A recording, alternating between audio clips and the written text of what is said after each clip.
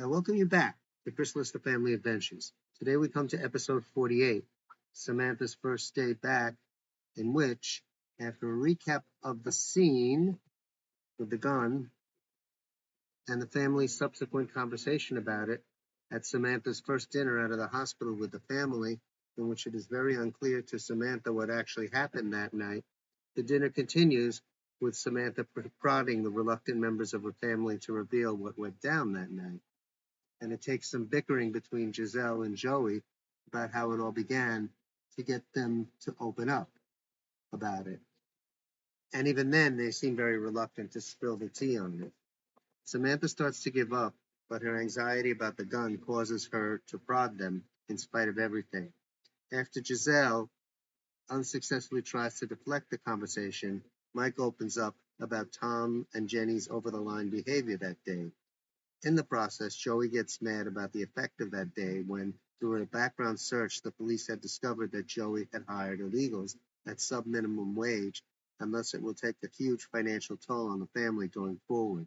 The conversation deflects toward Josh, and then a sudden offhand comparison by Giselle between Josh's greater skill educationally. Samantha is crushed and runs upstairs in tears to Josh's room. Amanda notices and shows immense concern. Giselle comes looking for Samantha in her room, but Samantha forgot to grab her phone off Josh's desk.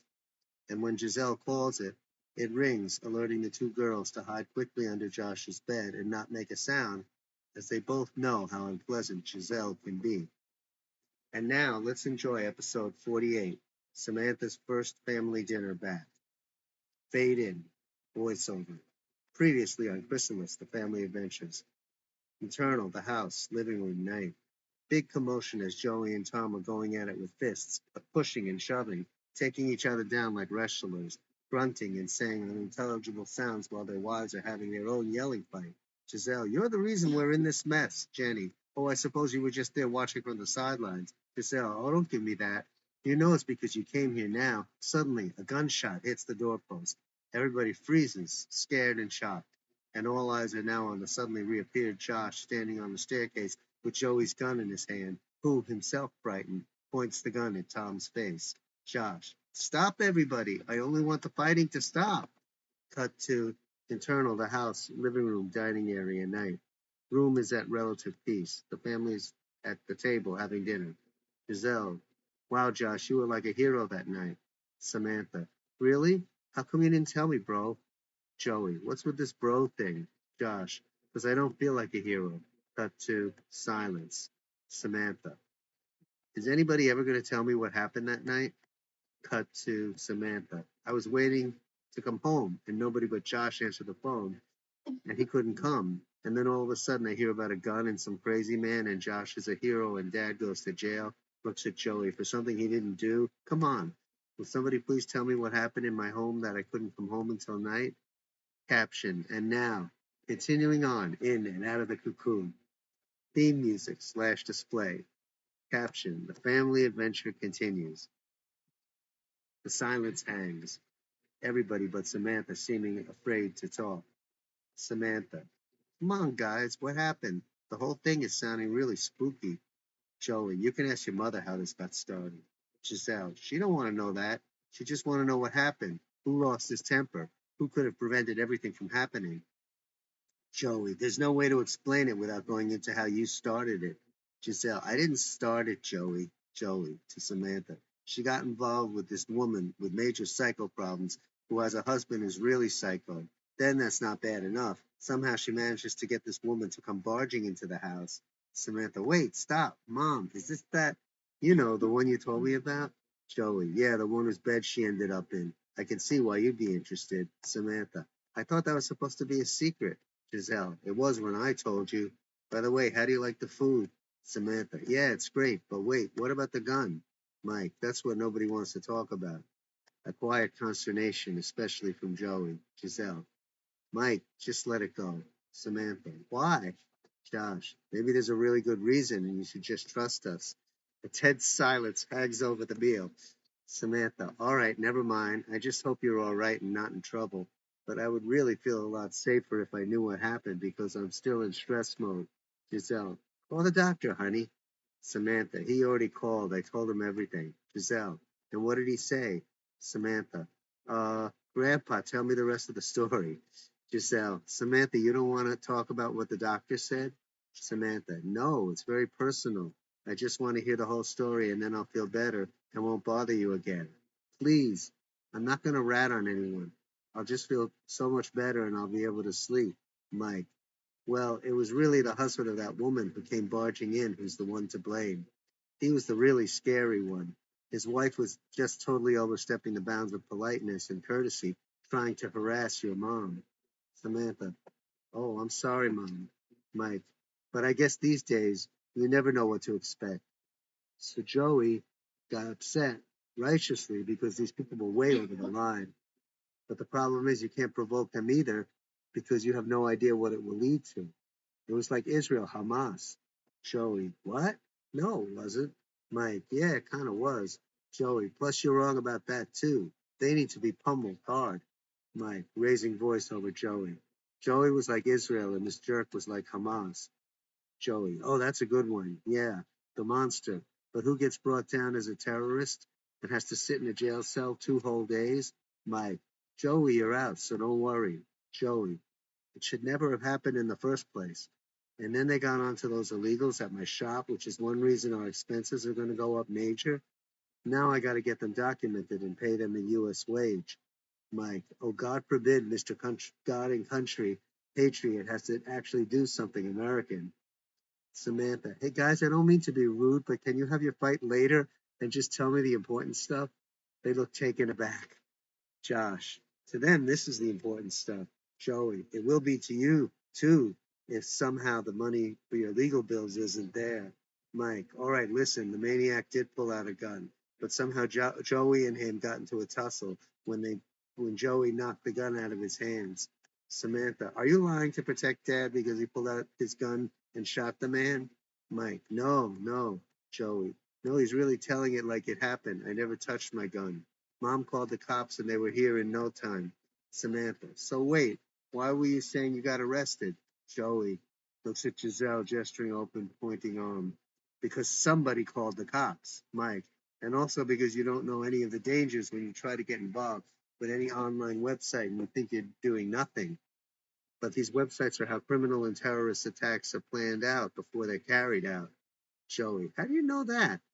You don't know the first thing, Mike cutting off. I may not be online as much as these two kids here, but a lot of my research has included finding out how websites are used for different purposes and how people get in trouble without even suspecting it. And you did something else that could have led to you getting arrested.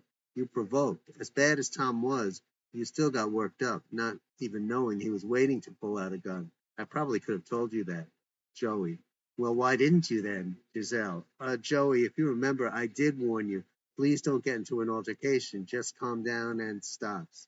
Joey. Yeah? And what? Josh, you're both right. Joey and Giselle. What? Mike, let him talk. Josh. Ma, I get what you're saying, and I don't want to see violence either. But this guy was in the wrong just coming into our house and terrorizing us. Dad was doing his best to protect us and our rights. The main reason I lost sleep is I scared myself. Giselle, what do you mean? You didn't do anything. Josh, come on, Ma. You know I got a record. Suppose they find out I. Stops. They all look at him, hanging on his words. Samantha, you did shoot the gun. Josh, how do you know? Who told you? You freaked me out the other night, too. Samantha, Josh, you just said you scared yourself. What else would it be? Josh, all right, since you. Yeah, I'm the guilty one. Joey, no, you're not. Giselle, Josh, you're not guilty. One, it was self-defense, and two, you said you were just firing the gun to stop the violence, which I have to say, it worked a lot better than all my yelling at him to stop. Mike, were you scared for your dad? Josh, I was scared for him and scared for the rest of us. That guy was nuts. Mike, yes, he was. But what if they, I mean, you're not on trial, thank God, not for this, but did you really think grabbing a gun would solve everything? Josh, yes, I did. Joey, that's my boy. Josh, I mean, not at first. And shooting a person wouldn't solve anything. It would just make things worse. But I didn't shoot a person. I deliberately aimed right at the post. Samantha, wow, bro. Joey, you did? Wow, all those lessons paid off. You hit the target bullseye the first try. Mike, but you also lost a lot of sleep. Joey, I lost a lot of sleep. Mike, yes, we know about you. The kids snicker. Mike, but Josh wasn't kept up by being placed in a holding cell for 48 hours.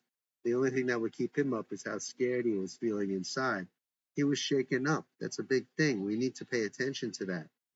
And this is why gun violence only escalates. It never solves anything. Giselle, I'm so sorry, honey, you had to go through all that. I guess I was just so caught up myself. I was affected too. I couldn't leave the police station knowing they were keeping my Joey. I know that doesn't make any sense, but I was so scared we'd be losing the family's security. I was trying to get him out as quickly as possible because I didn't trust either Joey or the police to look out for him. And maybe I was really shaken up too by all this. Josh, and you left out somebody else who was shaken. Joey, that's okay, son. I've been worse. Josh, how do you even know I meant you? Mike, yeah, there was another one of us there too who could have been shaken. Josh, no, it wasn't you. Actually, you were really helpful by staying up and talking. No, it was somebody else who wasn't there who was affected. Joey, Giselle, and Mike look at him totally lost. Josh, someone who was counting on you to come pick her up at the hospital and you totally blew her off. Samantha lighting up with a smile. Wow, thanks, bro. Yeah, he's right. Do you have any idea what it feels like when I finally get to go home and it gets really spooky because nobody's returning my doctor's calls? And then I come home to find out there was a gun in the house I'm trying to come back to, which I call home? Giselle. Okay, I see you're trying to be big about it, but you, Samantha, losing it. Trying to be big about it? Are you kidding? Mike, it's all right. Relax. He reaches his calming hand towards Samantha, Josh also putting his arm on her shoulder, his eyes saying it's going to be all right. Giselle, okay, you clearly are upset. Samantha rolls her eyes like, duh. Giselle, and you're right. We were wrong to ignore you like that. Samantha, no, Ma, I'm over it. Joey, what are you talking about? We had to silence the phones, remember? Mike. It was a confluence of accidents. Josh. Ooh, I like that word. Joey. Accidents? Samantha. There you go, starting to argue again, forgetting I said anything. Giselle. Boy, I can relate to that feeling. Joey. It's just we've been so long without you. We've been so long without you, we would just keep on talking to fill the gap and forget about you, and it became a habit. Samantha. Wonderful. You want to forget about me. Giselle, Joey, please, she's just back.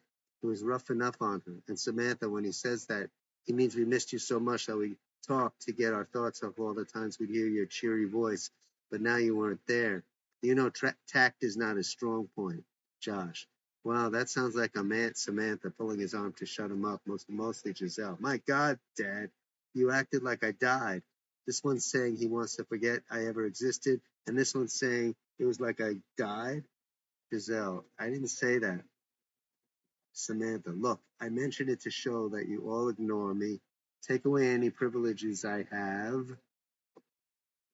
and let's make sure this recording's going. Okay, treat me like I don't matter. I couldn't believe you, Dad, saying there isn't enough money for our education and bills, so Josh will get it all and none left for me. Joey, if you remember, and stop getting excited, I clearly said Josh can only get half of what he wants, not all of it.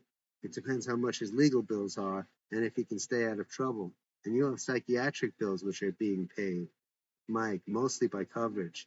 Joey, at today's prices, I would hope so. Samantha, well, either way, it sucks that I'm always the first to have to sacrifice. Josh, no, sis, I'm not going to let you suffer like that. I'll even work with you on catching up. We can apply for scholarships, student loans. I'm definitely going to try to go for it because my GPA is high. That way I can get a scholarship, and then mom and dad can put that money toward you. Samantha, sounds kind of like you're still putting yourself first. What if you don't win the scholarship? Josh, then I'll let you have my college education. Giselle, you can't give her your education. She has to get her own education. Josh, be quiet. Joey, hey, don't tell your mom to be quiet. Josh, she's definitely going to get her into a school of choice, even if I have to sacrifice. Samantha, wow, bro, you really mean that? I'm glad somebody finally cares about me. I don't know what happened to you while I was gone, but I'm so glad the way you changed. Joey, you can thank me for yanking him out of school and banning him from all technology. It's the phones that turn kids into delinquents. Once they have to be on their own, they have to think. and they develop character. To Josh, and you definitely are going to the school you set your mind to when you came home and begged us to give you one more chance. That's final. Mike, Joey, he's also got to learn how to use technology responsibly in order to function and be trusted in this world, even without going to college. So at some point, he's got to get it back.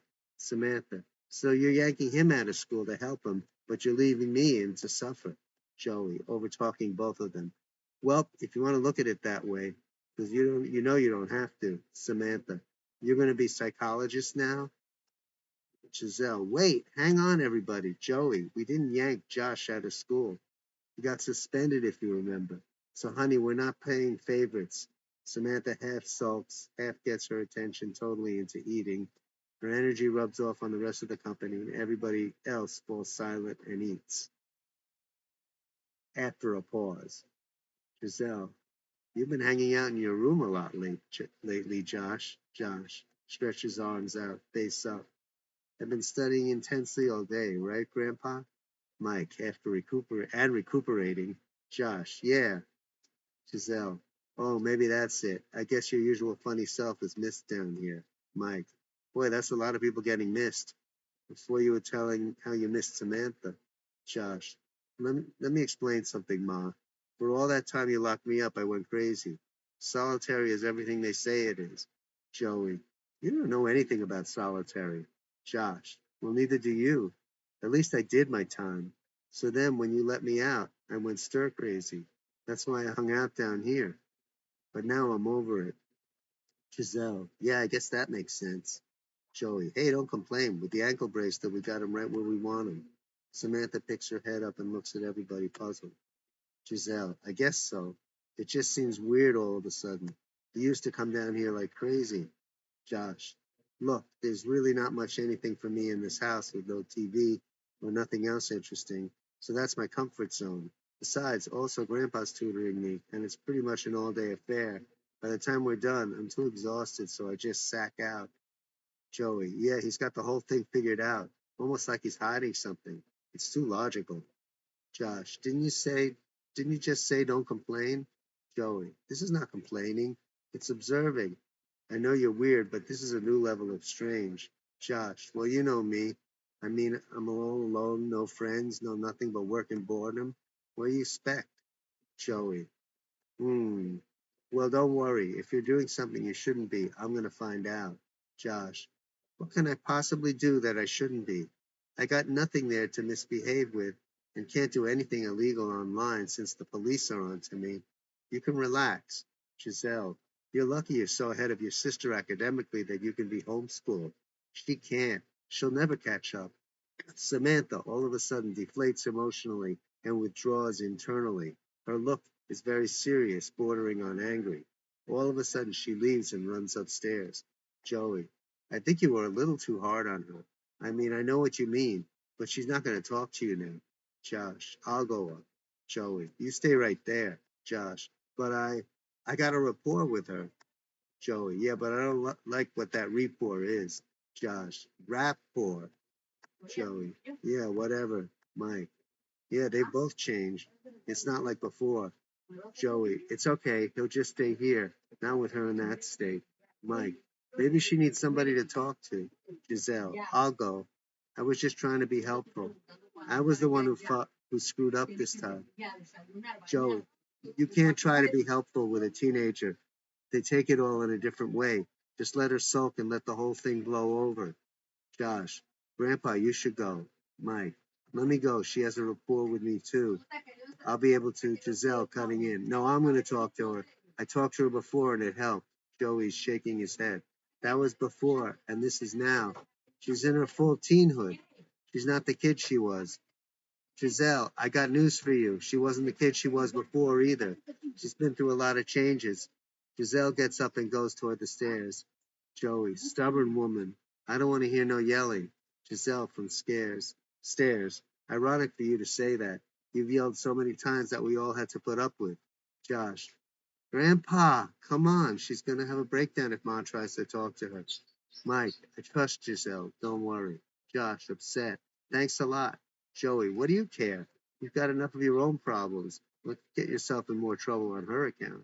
Mike gives a look of knowing sarcasm. Internal, Josh's bedroom, night. Samantha enters. She is in tears, noticeably sobbing.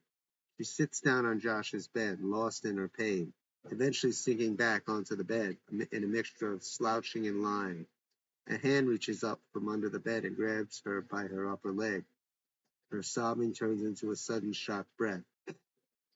Samantha arises from the floor and joins her on the bed. Amanda, gently rubbing her back. Hey, sup? Samantha continues her sobbing. She turns her face toward Amanda's, looks at her, still crying, then grabs her and hugs her like a baby, turning to its mother, desperate for comfort and warmth. Amanda holds and caresses her in a supportive way. For a while, during the latter part of which Samantha's sobs abate, and only their breathing is heard, mostly Samantha calming down from her upset. Amanda, looking at Samantha with curiosity. You want to spill the tea? Problem with your girlfriend? Samantha, relieved, smile returning. No, we're fine. We're fired. Amanda, oh. Samantha, no, it's something in someone I hate. Now I know why. She'll never love me. She'll never love me. She starts breaking into tears. She'll never think anything of me. Amanda holding her tight while Samantha cries into her bosom. Listen, honey, do you think my mother cares about me? She's only got one thing on her mind, the next high. She don't think about anything but that. And that's who I've had for a mom. I was the one abortion she didn't catch. And then I was having all the abortions. Samantha, completely still by this still shocking revelation. Wow, I'm sorry I got upset in front of you. Amanda, don't worry, I learned. And I toughened up. That's what you need to do. Whatever she did to you, because believe me, I know what she's like. She's like a hurricane no one wants to be caught in. Samantha giggles. She's about to say something when a background sound of someone on the landing interrupts, and the girls are stone immovable and silent instantly. Samantha, index finger perpendicular on mouth, almost a whisper. Shh, we gotta hide quick. Into the bed. They go down on the floor as knocking can be heard on some other door on the floor, and Samantha gently pushes Amanda further in as she squeezes herself to get into the extremely tight space. Giselle, off screen, in between knocks. Samantha? This tiny sound, the girl's breaths audible only to someone able to hear at extremely low volume. Giselle, off screen. Are you there, baby? Samantha, as best can be seen, giving sarcastic look, totally whispering. I knew to come here. Can't even chill in my own room. The knocking continues. Giselle, off screen. Samantha? Samantha, disgusted. So stupid. Wish she'd just give up. All of a sudden, Samantha's phone rings. Samantha. Oh shit. I left it up on the desk. Fade out.